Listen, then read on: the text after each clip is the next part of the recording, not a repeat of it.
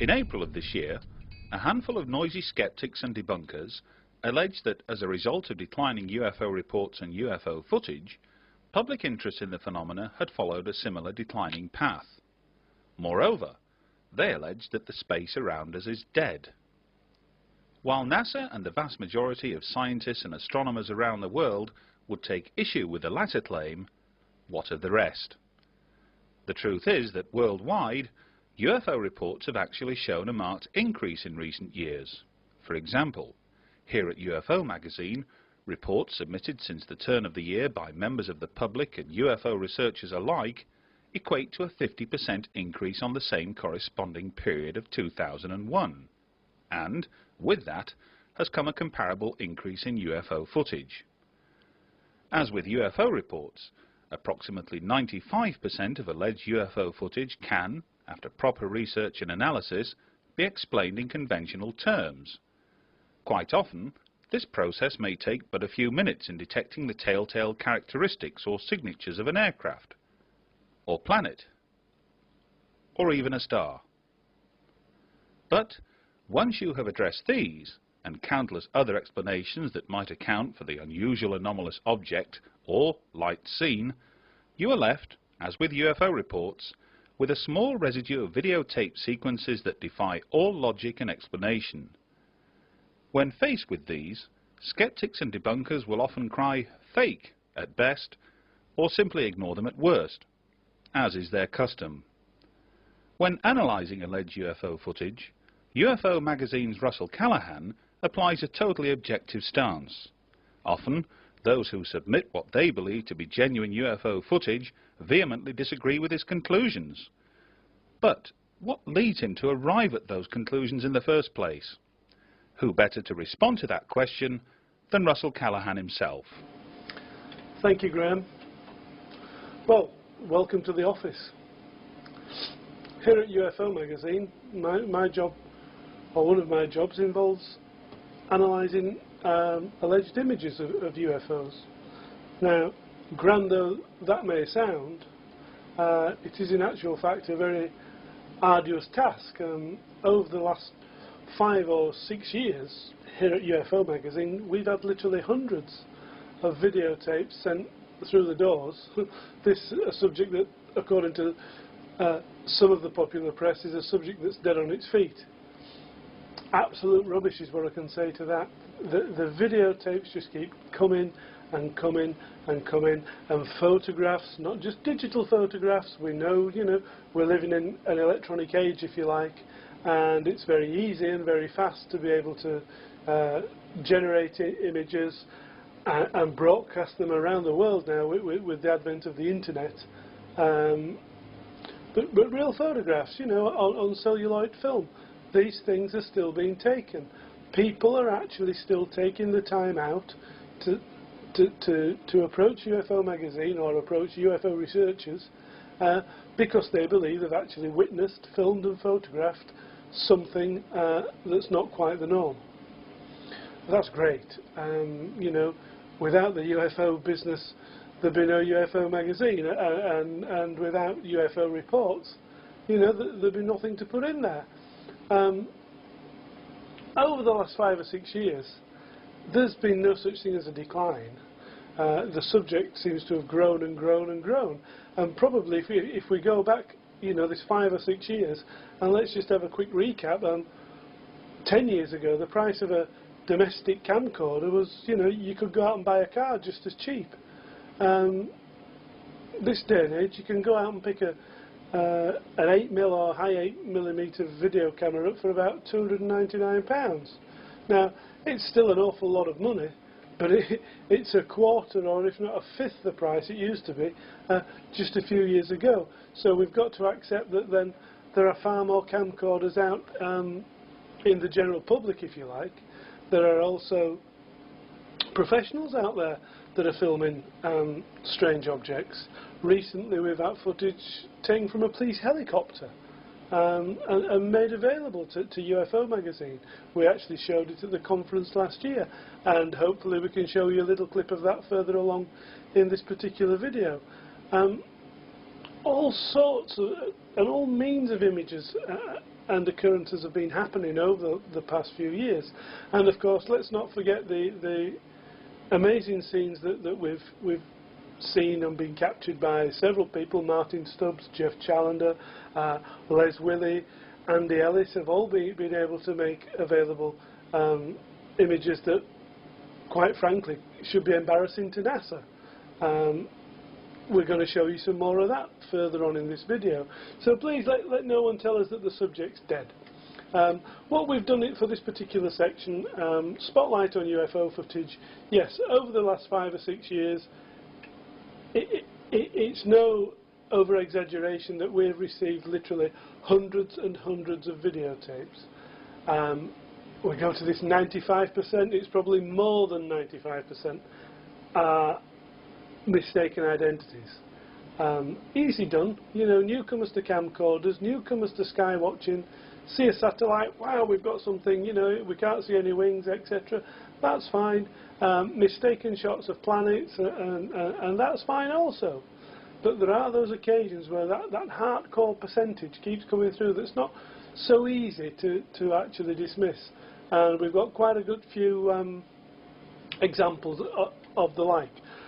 We've also got some interesting developments in if we all think back to 1994 or 5, I believe it was, when the first Tuesday documentary was aired in Great Britain, and we had the guy from Panasonic, Simon Nash, dismissing the diamond-shaped UFO as nothing more than an iris motor effect, and something that happened when bright lights hit the iris motor and the lens records this shape, and it can't resolve the image, so it gives you this beautiful diamond shape on the screen.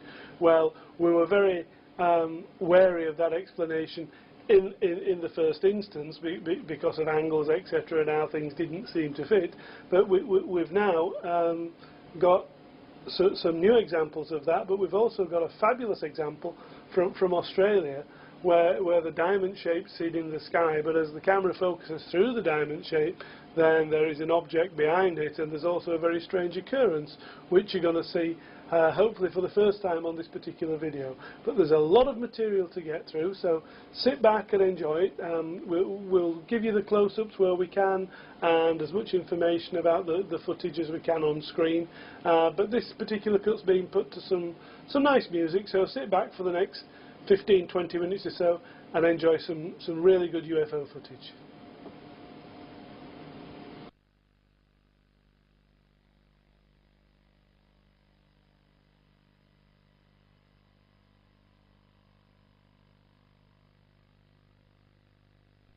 I want you to know you were never there. I didn't understand what he meant, because I said, yes, I was. He said, no, you weren't. I said, yes, I was. He said, can't you get this through your head? You never saw anything. You were not there. You don't know anything. And he said, no, this is a big desert out here. We could just take you out in the middle of this desert and no one will ever find your bodies. He said, you'll be nothing but bones and nobody will ever know what happened to you. And I told him I would not talk about it.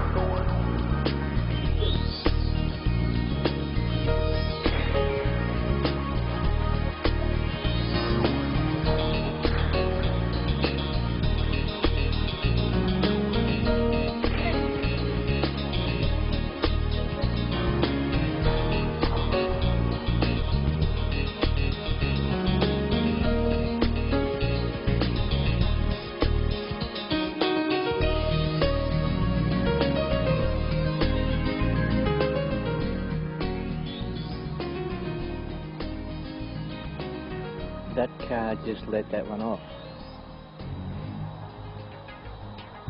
That's a man-made one, that one. I just saw the people in that car let that one off.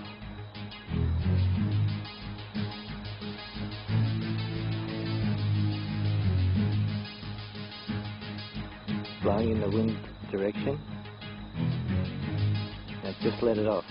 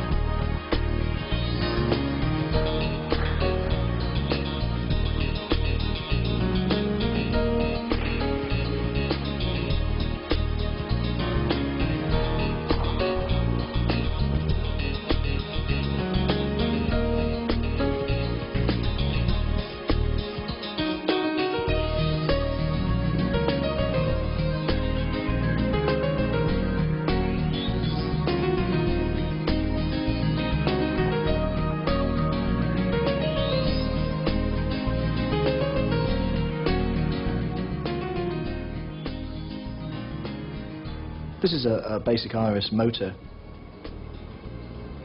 The principle of the iris motor is to regulate the amount of light entering the camera. The iris motor will open on very dull scenes and poorly illuminated scenes and close down on very high intensity or brightly lit scenes. We actually have no idea what this sort of object is here in the sky. It could be a reflection from a plane or some other light source. But as the camera starts to zoom in, you can clearly see here the shape of the actual iris elements within the lens section of the camera. It appears to be caused by a reflection of light entering the front of the camera and bouncing around between the lens elements. And of course, sandwiched between the lens elements is of course the iris motor.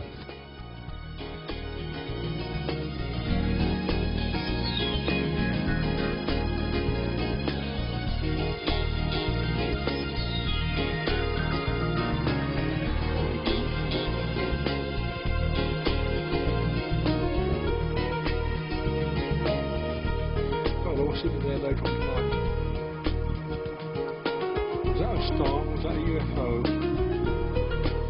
I don't know at all.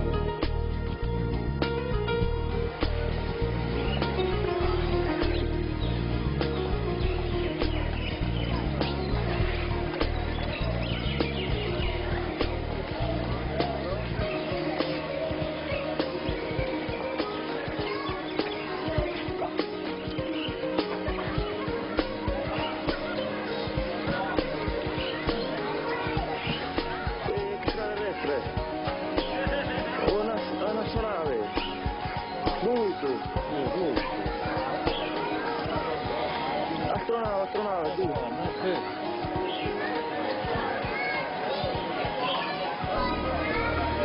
Visitor, from they are visitor. Yes? Yes, yes. Beautiful.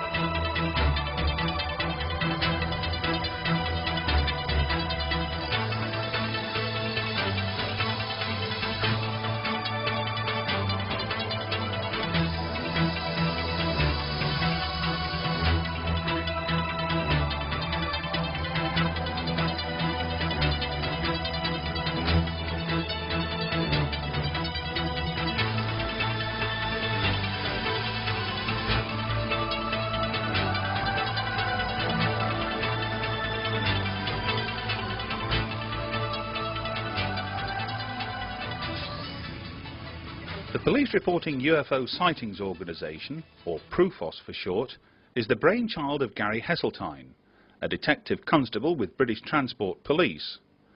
By the summer of this year, DC Heseltine had accumulated 42 UFO incidents involving some 110 police officers throughout Britain.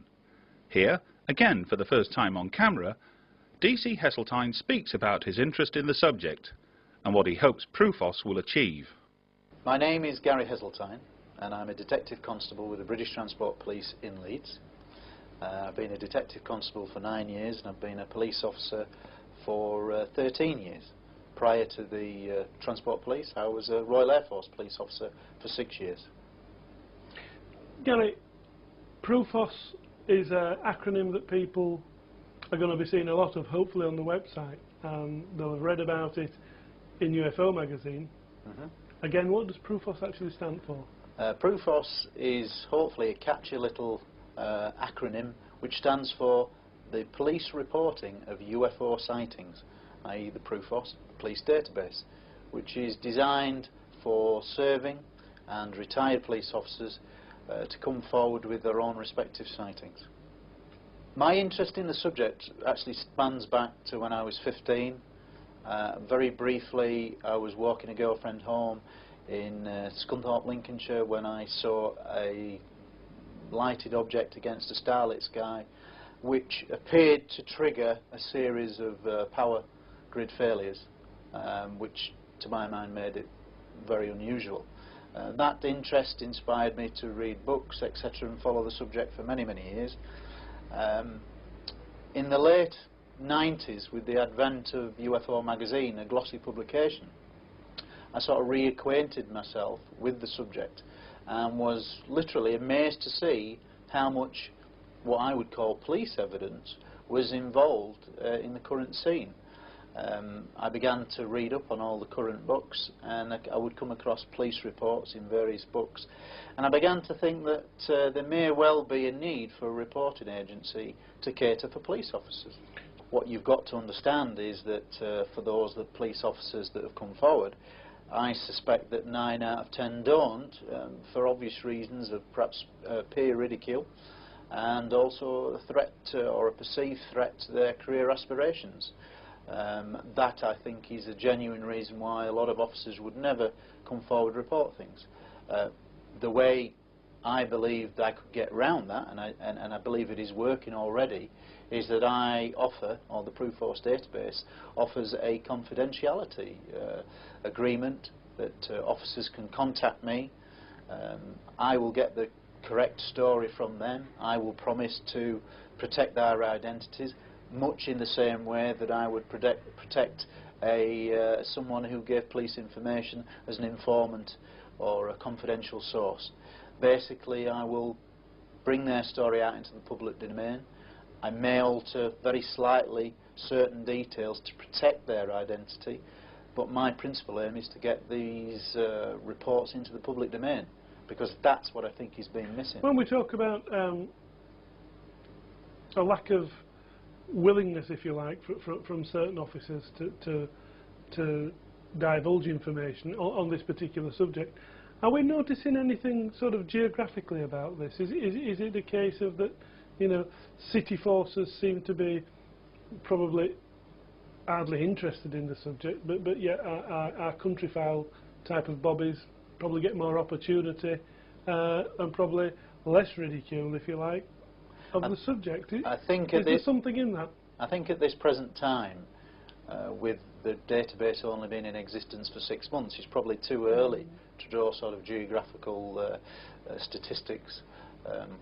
What I can say is, from the research that I've done and from the new officers that have come forward since its launch in January, that I've just completed a report which is based on that historical research and on the new information. And what I can say is that 42 incidents spanning from 1955 to 2002, that involves well over 100 officers, in fact 110 police officers in those 42 reports.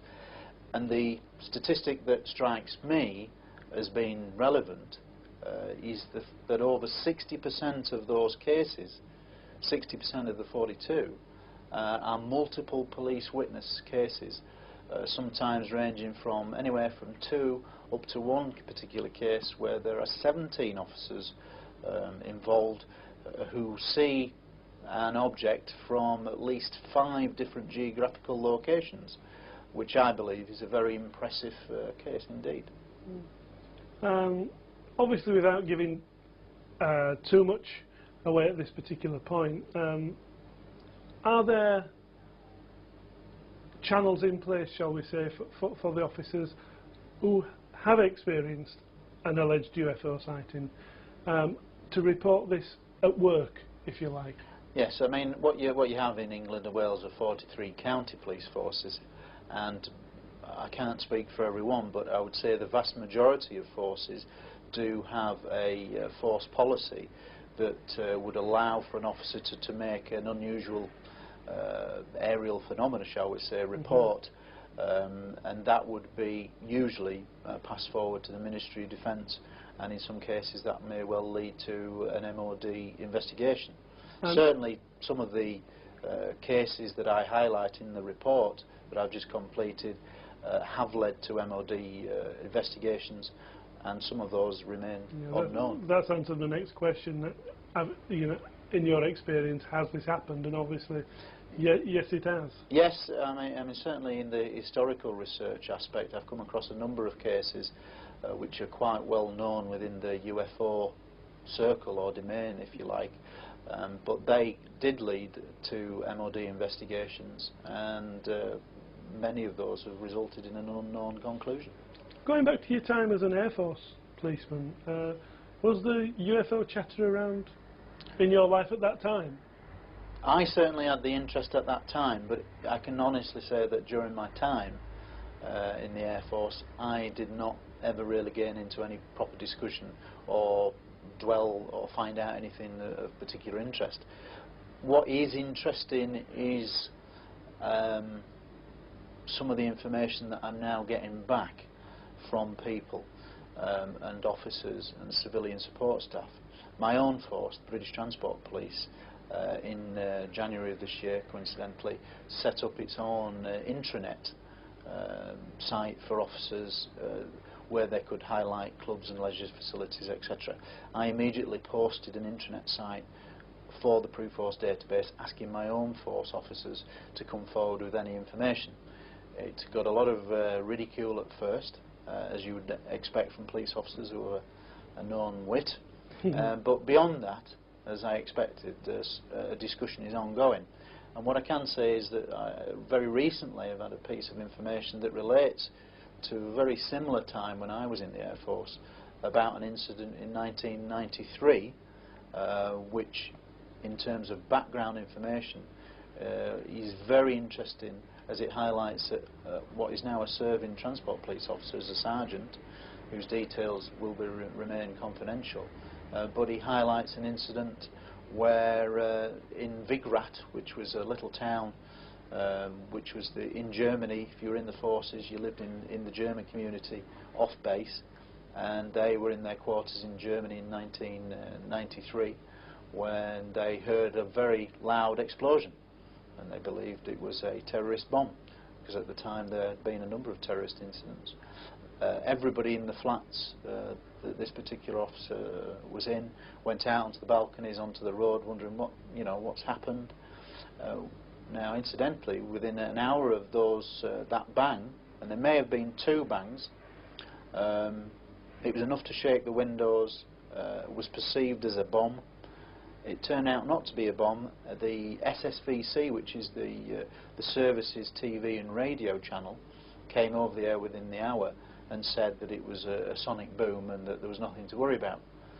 Now, the incidental information from that is that this officer knew someone who worked in a particularly sensitive area of the camp, the RAF camp in Germany, and they were responsible for collecting a number of pilots from a certain area of the station, and this particular driver picked up some pilots who had allegedly been involved in chasing a very large UFO along with other interceptor aircraft across Germany, and it was the UFO that had caused the sonic boom, as it were, as it accelerated from the aircraft.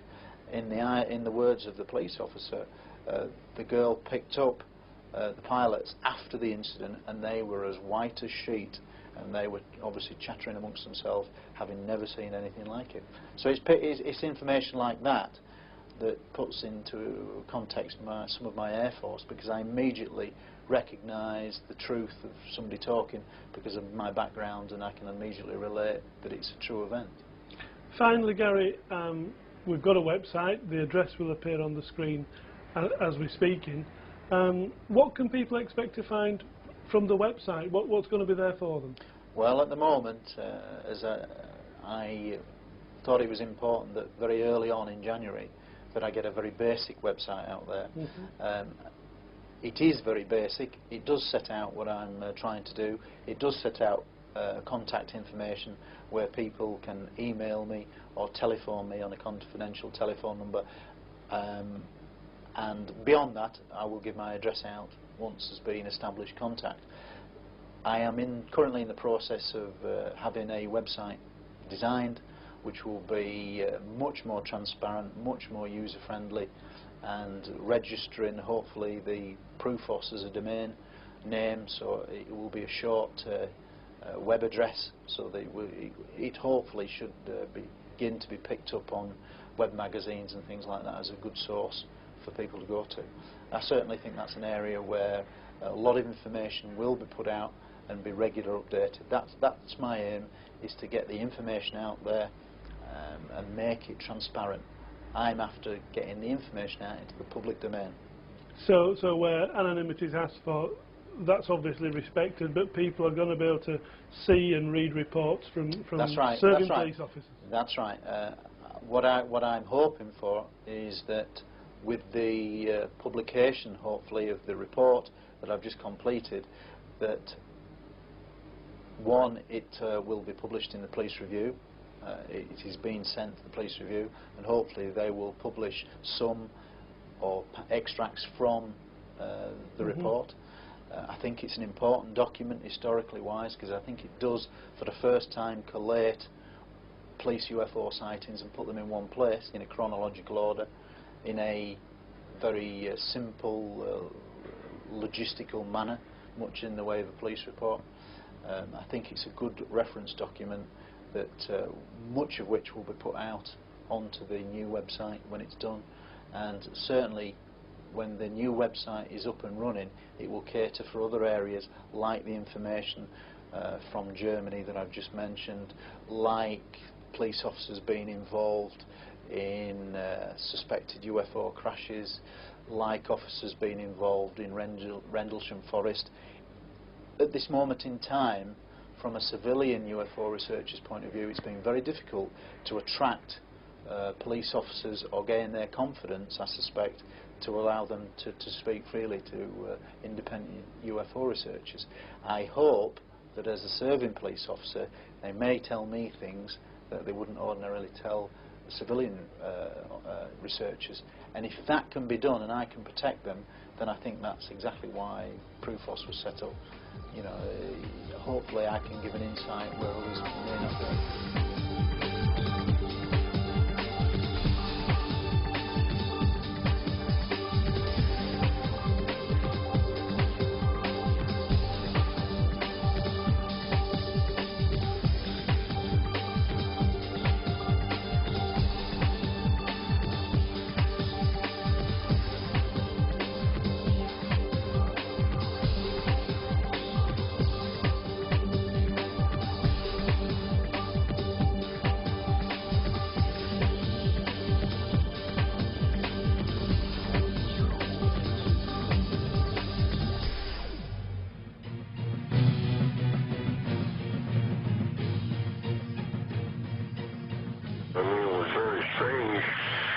Okay. Was it just like moving at a slow rate of speed?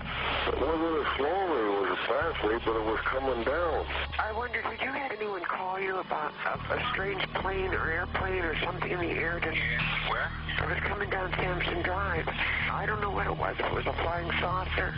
What did it look like, ma'am? It was like almost like an iridescent color. It was like a bluish purple. I could see a red glow up in the sky. It was huge. This thing wasn't making no noise.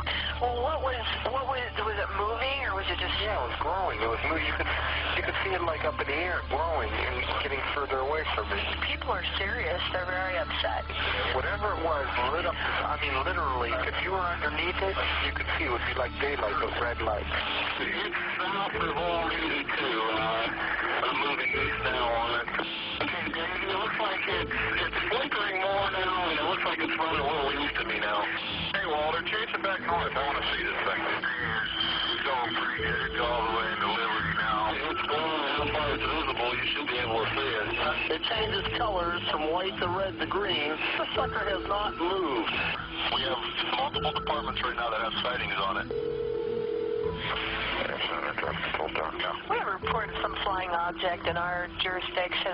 Do you know of anything that should be in our airspace this time close to the ground? Right. This is not a prank phone call, I swear. You can call me back to verify. Look at the radar scope, and it goes 60-mile diameter of Youngstown, and there is nothing out there. I don't see anything out there, nothing on the radar scope.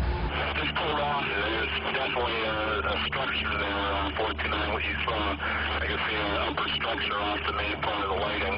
Right, yeah, something with a different color lighting to it. I got them right here. I'm looking at them. What the hell is it? They're sitting stationary. I got 3 of them. What do they look like? I've got 4 discernible colors. I got red, yellow, green, and blue. And the one just was like flashing. So if they're those planets those guys were talking about, then they're planets with Christmas lights on. This is weird. Oh my God, I hope that's a plane. Oh, please be a plane. Oh, please.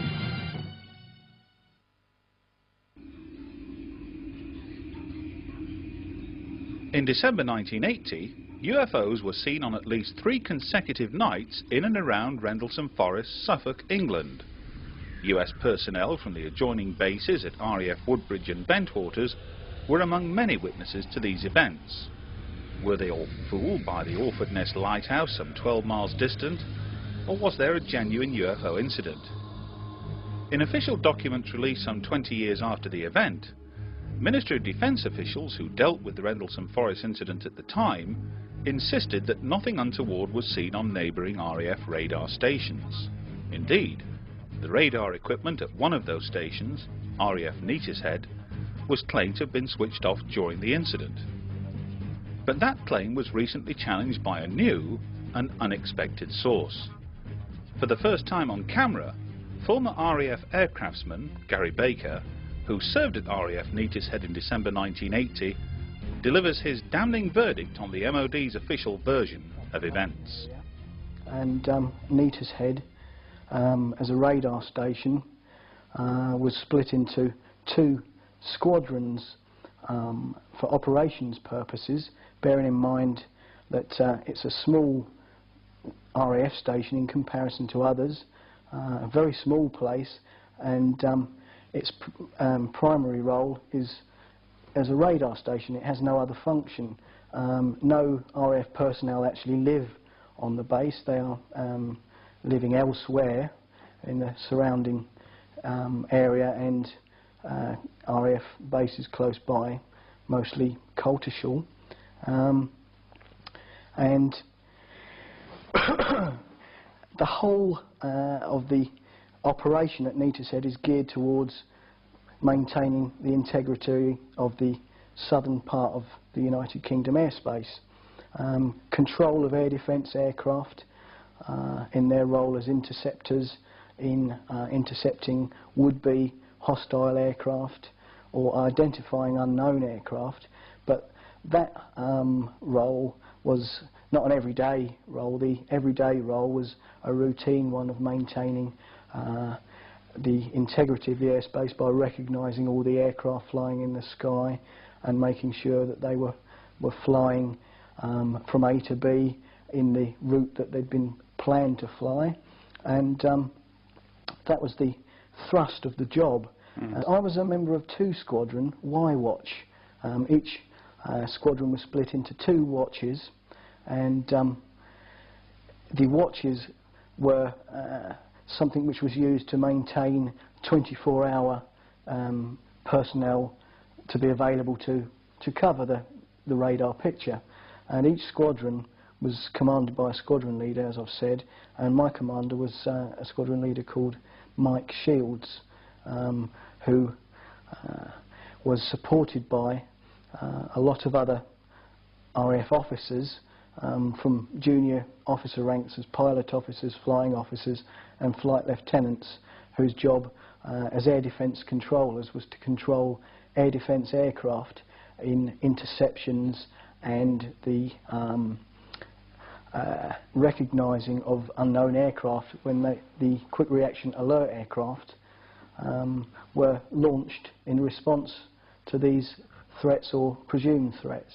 Neatis Head was a RAF station, but obviously being part of the RAF it was part of NATO, and NATO across the board, whether it's Army, Air Force or Navy, have a process whereby personnel from the individual air forces in this case would have tours of duty in or on stations or bases in another's air force. So at Neatis Head we had a number of American Air Force officers on exchange postings, and my watch commander actually on Y-Watch was a Captain Bud Horan, who was an American Air Force officer, a Texan and a very nice gentleman.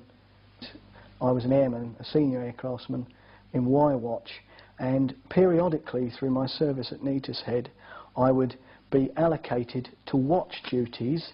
That would mean that I would do 4 days on and 4 days off. On the 4 days on you do 2 12-hour day shifts, then 2 12-hour night shifts, and the other squadron's watch would be manning the radar station and the ops room when you're off duty.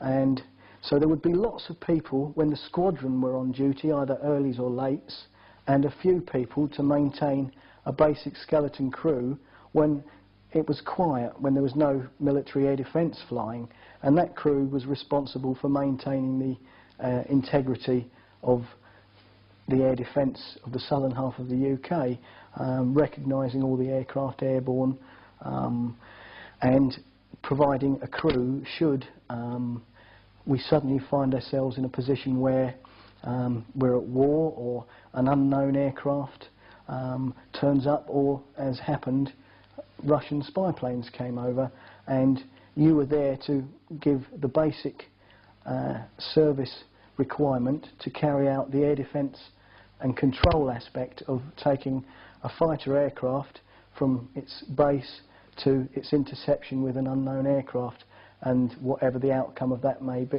have been.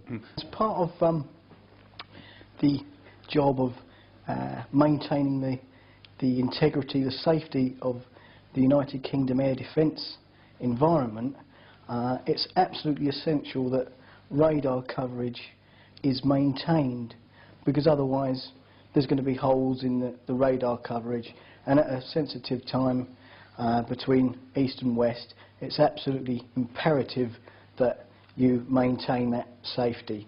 So the radar at RAF Neatis Head was in fact 2 radars, both of which were main air defence primary radars, and they were working night and day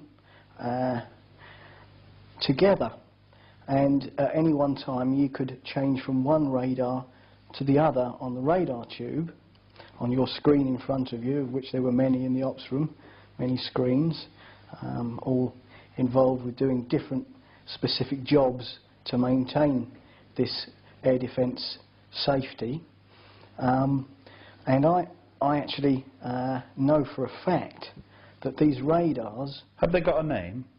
Yes, there's the Type 84 and the Type 85 radar, and also at Neatis Head there was height finding radars, whose job was specifically involved in checking the height of aircraft, and they were called HF-200 height-finding radars.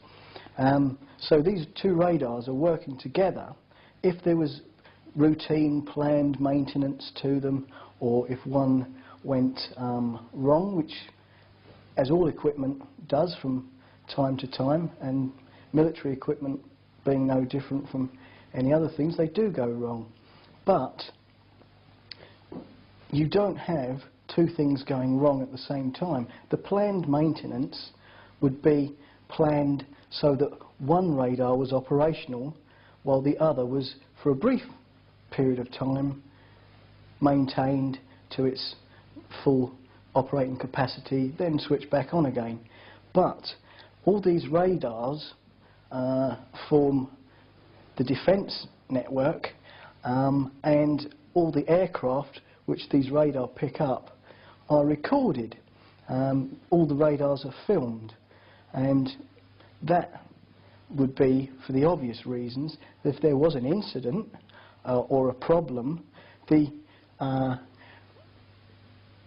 factors involved in that problem could be traced and tracked and looked at and analysed. So it's imperative that the radar picture is recorded, and that's not just for incidents or emergencies or problems, it's also for purposes such as training, because if you're going to let lots of people loose on real situations, it's best that they train from what's gone before, and radar tapes are no different. But all radar is recorded. Neatishead sent its radar picture to other establishments, and one of which was RAF Watton Eastern Radar, which was an air traffic establishment, which is distinct from air defence radar. Air traffic, in my understanding, were involved in the transit of an aircraft from one place to another, and also the taking off and landing of those aircraft. Aircraft involved in defence of the realm, interceptions and ancillary aircraft integral to maintaining that capability, such as airborne early warning aircraft or tankers to refuel aircraft in flight, also fall under the air defence umbrella. So the two are separate but interlinked. With regard to the Rendlesham incident, obviously I'd been aware of that for a number of years through reading about it, and I've had an interest in that during that time, but felt that I personally didn't have anything to add to the incident of a UFO landing at RAF Bentwaters/Woodbridge, but I had information or a knowledge of some happenings from my Air Force times. Whether they were linked was hard for me to say, or if I felt I had something to say, it was of such a low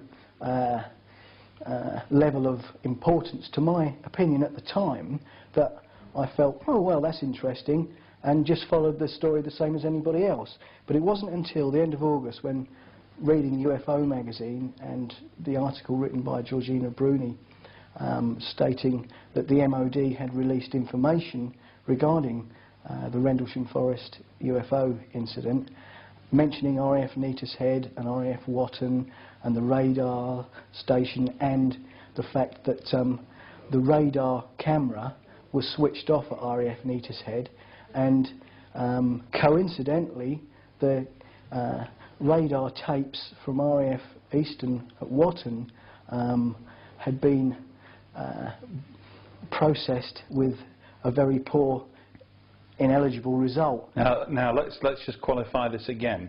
Although you can't be certain of the actual date, you know it's Christmas. Yes, this is 21 years ago. It wasn't a major deal.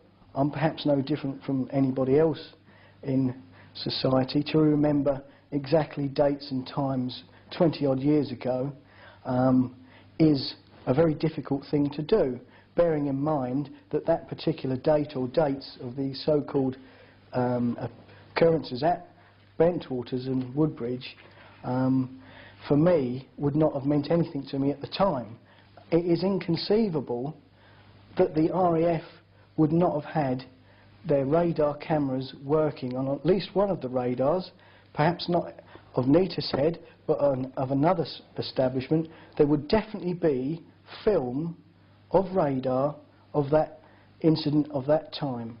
And tell us how the rumours, you know, what was the discussion? Who was talking about this? Was it the NCOs? Were the officers?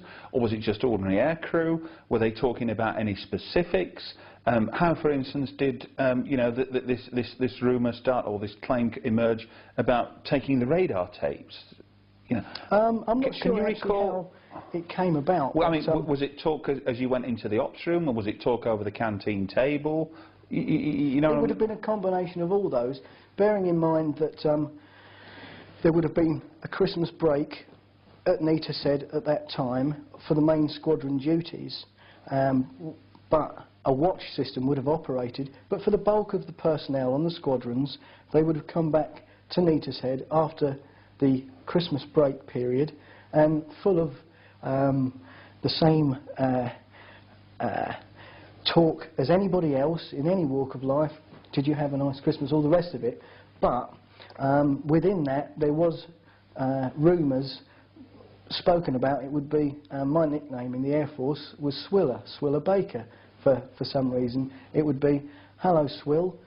Have you heard there's been a big UFO flap on, and the MOD's been down and taken away the radar pictures?" And that could have happened in the crew room during a tea break, or a quiet period in the ops room, or on the bus on the way to work. But from where you're sat now, although we're talking about events almost 21 years ago, you can sit there now and look at that camera and tell people that that is exactly what was said at that time.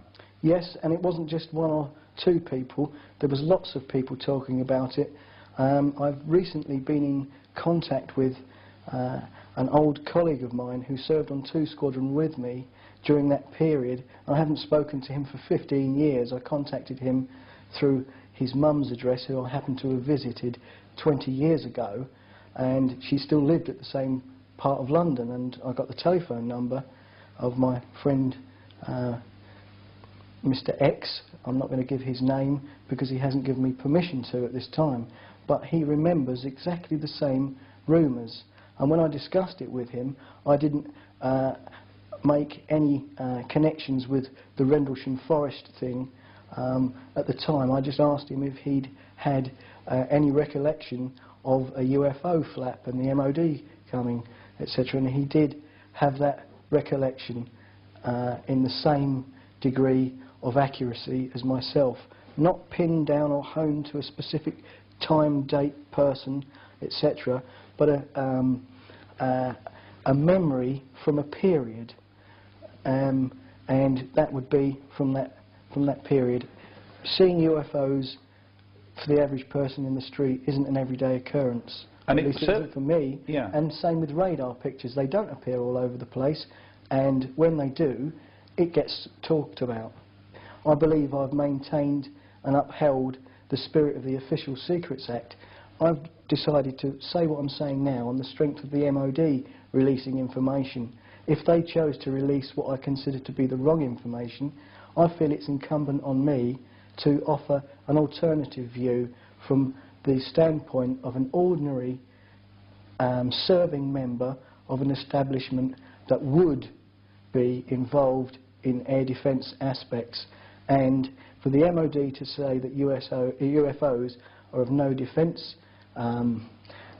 consideration is absolutely ludicrous, because if something lands next to an air base, whether it's RAF or USAF, and that base has nuclear weapons on board, excuse me, that's very, very serious, and it is of defence significance. And I want to say, however small my part in this was, that the MOD probably and almost certainly are being economical with the truth, or at worst lying through their teeth, and are withholding information on this.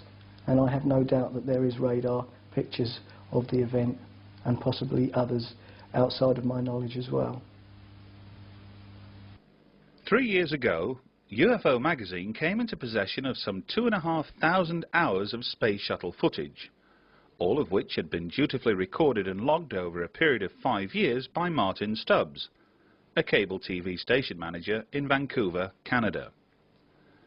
Since releasing successive documentaries about the footage, NASA has maintained a diplomatic silence, refusing to comment about sequences such as this, or this, or this. Some believe that NASA's reluctance to engage the UFO subject at any level is born from a deliberate policy-making decision. But, like most institutions who employ tens of thousands of personnel, mistakes are inevitable. Take the case of the vanishing NASA website, for example, as told by Andy Ellis, founder and head of the civilian UFO organisation Yorkshire UFO Info. Definitely the early missions. I think the one that set it all off was STS-84, which became known as Willy footage. That was the one where the object came and stopped and appeared to hover near Mir, and I mean this was all under a distance of 2,800 feet, and it performed manoeuvres and flew off in a completely new direction. That set it off for me, and was one of the reasons we set up the website. We wanted to do a website as like any normal group with local sightings and things like that, but with the field that I'd kind of just slipped into, which was the NASA side, it just took off from there. So that happened. Through that's how I got in touch with Jeff, and between Les Willett and Jeff Challender was where we got the NASA mission footage started, and that's where it took off from. So from 84 you had STS-96, which had, in that one mission, probably some of the best footage I've seen as far as evidence and asking questions goes, when you've got illuminated objects in the black of space pulsating past an International Space Station that's just been built. You've got several other orbs or balls of light, whatever you want to class them as. All we know is they're just unidentified, and these things are flying up the Florida Key coast and cutting into clouds and chasing lightning and other cloud formations. You've got NASA technicians following these stuff with the cameras, not only following but yet zooming in for a closer look. Now, to follow and to zoom in shows that they're interested in it. Absolutely. Not only zooming in, but they know that somebody somewhere could be watching. They pull the feed and kill it so that there's no picture on the feed that our guys are getting, but yet they're still watching. So if there's nothing to it, there's no reason to be sneaking, doing these little tactics. And again, I'm sure you, Jeff, Les, and many other people have actually broached NASA with questions that aren't pertinent questions, or aren't rude questions, if you like.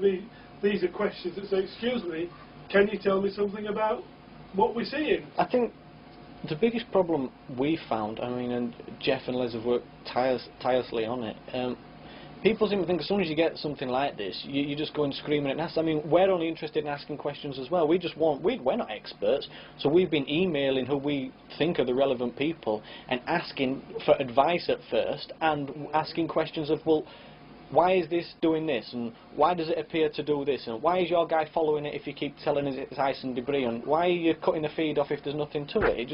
It doesn't seem right. The biggest problem I had was when we got some of the stuff, originally 84 and then 96, I actually took it to a well-known university which is in the city where I'm from, so it's not hard to figure out which university it is, and I was doing that to go to the heads of physics and astronomy because I wanted their professional opinion. I want looking at something and going, oh wow, that's amazing, I'm just going to run off with it. I did the best I could by taking it to optics and imagery departments to learn what I could from them. And the biggest problem I had, whenever you went up against these skeptics who basically just poo-poo everything to do with the NASA footage, they were the ones who were abrupt and their whole attitude stunk. And you thought, wait a minute, I've already been to certain guys who maybe are in the NASA field, but they're not stupid. These are professors, these are astronomers. They've looked at it and they've said, well, yeah, it is a bit unusual. Why is it doing that? And we're talking about distances of 2,800 feet under the effects of a camera zoom. Something should be blurred, or something should be affected in the way that you're viewing it. So we check these things, but yet you put this to somebody who's not even connected with NASA, who are the skeptics and probably the loudest voices on this, and they just completely try to insult your intelligence, maybe get a bit slanderous with the remarks, and you think, where's this going? I mean, all I'm doing is asking a question. that all came along again because we were trying to go to NASA. We wanted to learn about the missions. People kept saying find out about the timelines. You can get the flight record. You can find out when adjuster rockets were fired. We wanted to gather as much as we could. Find out when the astronaut went for a leak. That's it. Yeah. So we wanted to gather as much as we could about the mission and learn a little bit more, because I mean there's only so many insults you can take from certain people who are just, when you're dealing with the subject, they're trying to insult your intelligence, who think you'll give up. Basically all you do is stop talking to them people but continue with your work. At the end of the day, if you've already checked what you're dealing with to an extent and that's held up, then you continue. So we went to NASA looking for answers. NASA basically don't even speak to you on the footage, so we were at a loss there. But I continued to just trawl around nasa.gov. And I thought that it'd be nice maybe to get bits of information on old missions. It might be a bit nice to get some information on the shuttle. Maybe we'd get some diagrams and schematics and stuff like that. So I'm just trawling through. I mean, there's links and links and links. I mean, the NASA.gov website's huge, and I mean, half of it, within an hour you can just think, I've had enough of this, because it's just all technical and talking about this and that. But we continued to get going, and I went to one of the electronic reading rooms through one of the various links, and in there it had documents declassified under the Freedom of Information. So I thought, well, this is worth a go. So I click on that link and it opens another page, and it had all different sections there relating to all kinds of stuff. Then there was the documents declassified, I think it was something like 97, 98, 1999. So you click on each one of them links and that opened a different thing with like a log, a reference, and maybe like an order kind of number that you could use. And within these Freedom of Information and documents declassified by NASA, which was probably in the title somewhere, which was documents declassified by NASA within the last 5, 6, 7 years, this was where we found among the pages and pages and pages, there was different log numbers that related to what we were dealing with, which is the UFO subject. The feeling we got at first when we started questioning was that the way it appeared anyway through trawling through the website was it was more or less NASA thought, or if it ever came out, I don't know if it got a Congress or who, I mean I don't live in the States so I don't know how it worked, but the feeling we got, and speaking to various people, which some people in NASA do speak to, but I can't go into any more about that, but the feeling and the way we were pointed was that if NASA have presented this stuff, but not like gone on telly and says, here's all his documents, if they've actually presented it, then they're not classed as hiding anything. No. But if you find it, they can always then work a way around of making it disappear, which is probably what they did. So the feeling we got was they presented it, they're not making it public, and luckily we stumbled on it. I mean, I've got a couple of the links which drawn us to it, and you've got your usual stuff. I think if I read through a few of them, it'll give you an example of the basic kind of stuff that's there, but in with all this basic kind of NASA mumbo jumbo is the stuff that makes you sit up and pay attention. There's one or two words that sort of leap off the page, isn't there? I mean, there's various things like STS-81 flight readiness review package. I mean, fair enough, it's just standard stuff. You can go from like contract reports, telecommunications. You've got various info on headquarters employees. It's just the stuff that you'd have, and this is all stuff. Day-to-day stuff of a big corporate organisation. That's it. organisation. So I mean, and plus this was all under the link of documents released under the Freedom of Information. So I mean, there's pages and pages of this kind of stuff of just your average thing. I mean, other things talking about X documents. But then you start getting on to various questions about UFOs, and UFO-related documents as declassified within the last 5 years.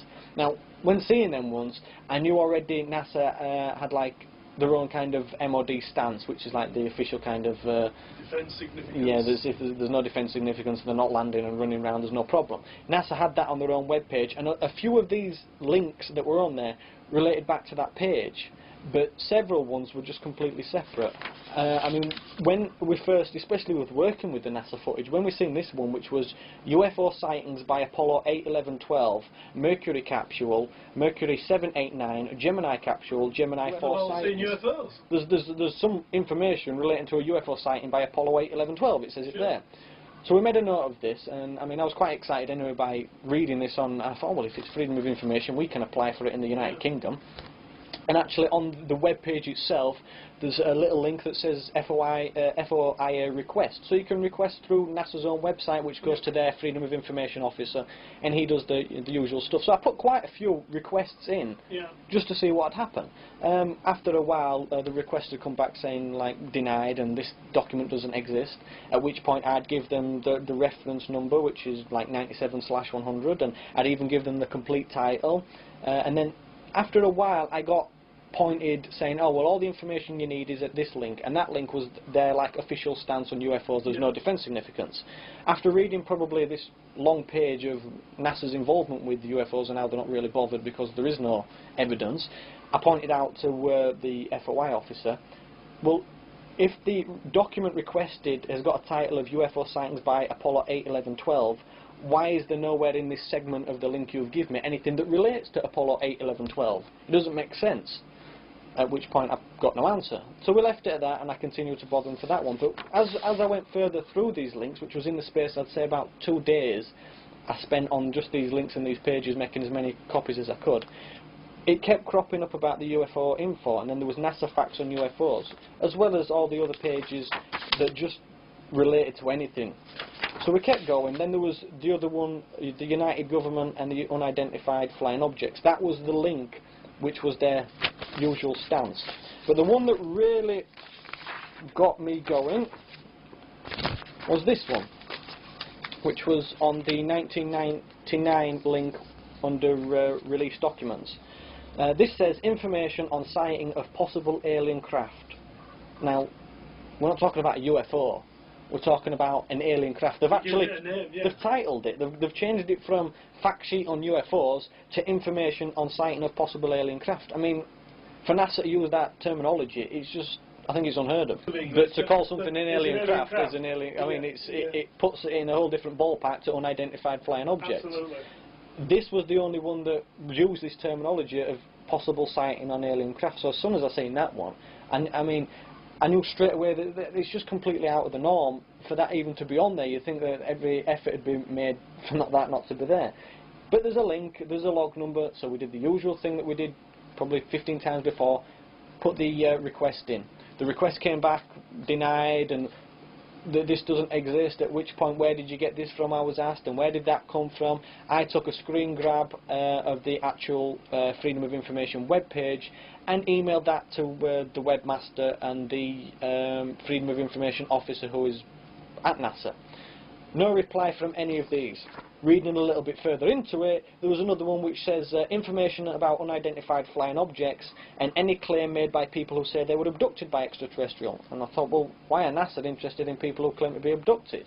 So it was just getting even more suspicious of these average kind of documents who just took a twist for the better for the research we were doing with the NASA footage, because I thought this would be all evidence in our corner to point towards the footage that people are calling ice and debris. If I can say to somebody, well, you're classing it as ice and debris, but if this information on sighting possible alien craft related to a piece of footage we had from a mission, well, we've hit the jackpot there.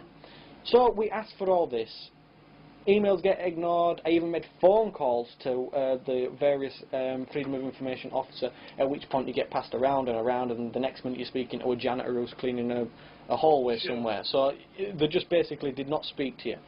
I would say within the space of 2 or 3 days of actually reporting about the possible alien craft and the abduction one, when I went back to the NASA website just as means for researching this, the complete links had changed. There was only one link that related to UFOs, and that was the link that was their standard no defence significance kind of MOD thing. Everything else, all the documents released under Freedom of Information, the 1997, 1998, 1999 link which related to all these documents was gone. There was just one single link left from maybe several that I'd used previous, but luckily for me, as soon as I'd seen these things, I took prints, I took screen grabs, and we've got the NASA's own screen Freedom of Information. You can read it, it's there, it's as it was offered. We took grabs of it, which I've emailed back asking them why it's missing. To this day still had no reply. Christopher Martin first began experiencing the UFO phenomena at close quarters several years ago. But apart from self-publishing a book about those experiences, Christopher is perhaps best known for videotaping some of the most striking daylight UFO footage ever seen of anomalous aerial activity over London. In 2001, Christopher shared his footage after being invited to lecture at Laughlin, Nevada, and, earlier this year, he travelled even further afield to deliver a series of lectures in Australia. During his visit, Christopher met numerous UFO researchers, spoke with many fascinating characters, travelled to Pine Gap, one of the most secretive bases on the planet, and even had time to spare to videotape yet more anomalous activity down under. Captured on camera, here are just a few of Christopher's clips from the land of Oz. Some of the houses there, they'll blow your socks off. You've never seen houses like it in England, I'm not joking. I might do a bit of that tomorrow, just to give you a sense, because it will blow your mind. Oh, 30 years ago I trained as a nurse and midwife, and then I was trained into counselling about 15 years ago, and I worked in a medical practice in England for 5. In the meantime we were looking at going overseas, and Australia seemed a really good bet because it's still a very much a sort of culture we're used to, so it was either now or never. So in our 40s that we actually came over here with a family, and I decided that really nursing wasn't anymore for me, so counselling was the where I wanted to go. In the meantime I got some people with very interesting experiences coming to me saying, look, I don't know where to go, but these things are happening, I don't know if I'm going crazy, and all that kinds of things. And the one that was very significant was my very first experience, a mature man. I'd known a little bit about abduction kinds of experiences through reading John Mack's book and Whitley Strieber's experiences, but I'd never ever thought I'd come across anyone who had it. I thought it's extremely rare. And I was actually doing advanced counselling at the time, and I took this to supervision, the case study. Nobody could give me any insight. They were all fascinated, but they couldn't come to any conclusions. I found I was educating them, and I thought, what's the point of this? You know, they're not helping. I'm doing a course where we're talking about human experience, and they haven't got a clue. So I decided to do my own research, and from that I met another lady who was a social worker that had her own experiences, and we started up a support group. Do you want to just remind me what your thoughts, what you saw? Well, just this very, very bright light, brighter than a star, and it started to move, and within the space of a few seconds it was moving up, and then it just blinked out. It just went, just gone. And it's the first time I've seen anything like that. Just amazing.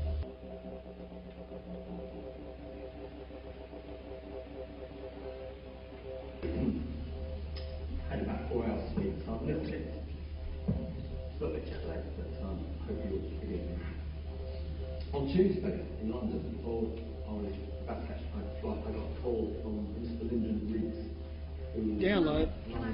I downloaded it and got the bloke. Did you download it to me? No, on a floppy disk. And I took the floppy disk down and they blew it up the best they could. Right? So it's probably the same UFO from a different angle. Okay. When was this?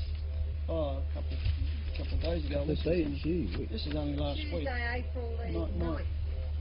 Chris, but they say, Chris, they're looking to see UFOs every day, and this is in daytime.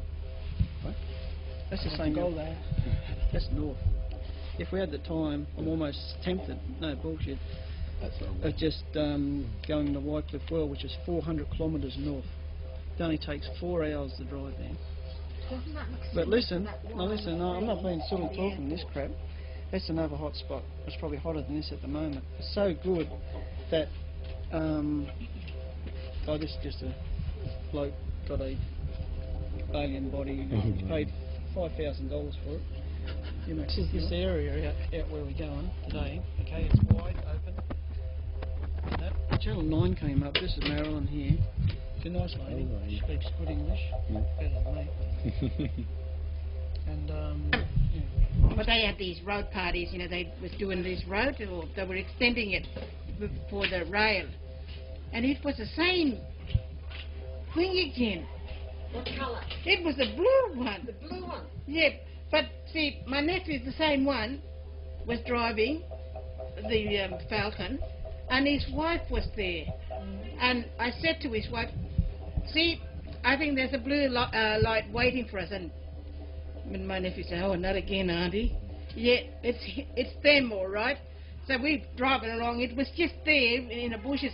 And I said, no, it's coming up. It sort of came up. And it was, you can see the spinifex and all the scrub sort of blue colour. But it was shaped like that.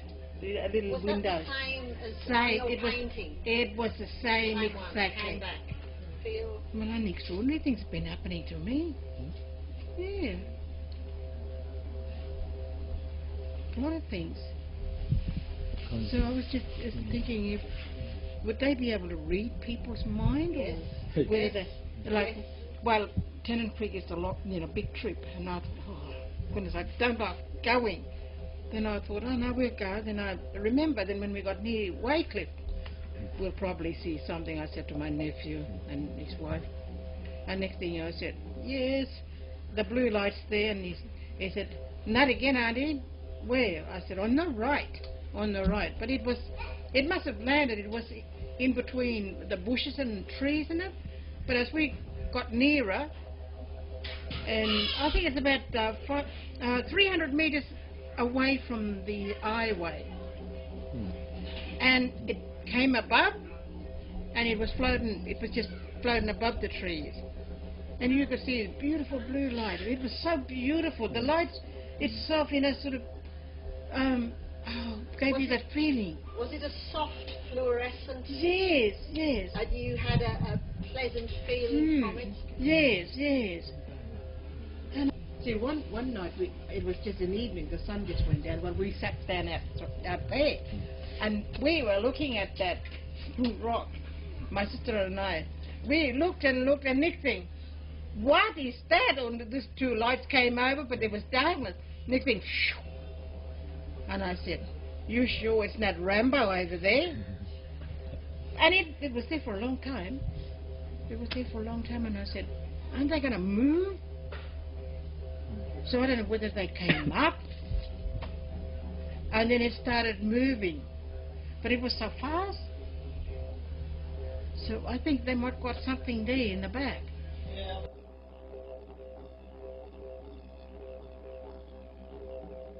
Okay. Listen, if I don't get anything and you do, you send me a copy. I'll take it off. I'll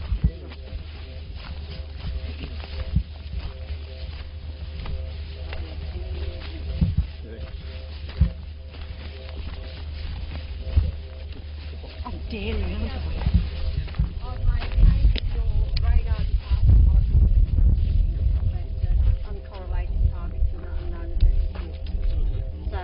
Like to hand it over to the radar department. Perfectly fine. They know all about it apparently. There was a phone call made yesterday, so I'm just delivering it. So. What was your name? My name's Kathy Dickman. I'm from Adelaide. All right. So they might enjoy looking at that. Very interesting. Are you going to take some footage? No, I'm just going to. Okay. No problem. Just thought we'd hand that over, and I hope you all get to see it and enjoy it. We'll pass it on. Thank you very much. Thank you. Okay, thank you. Very polite. So they walk. As soon as you started walking, they were walking out already. Yeah, I knew it. Did it? Well, I did it.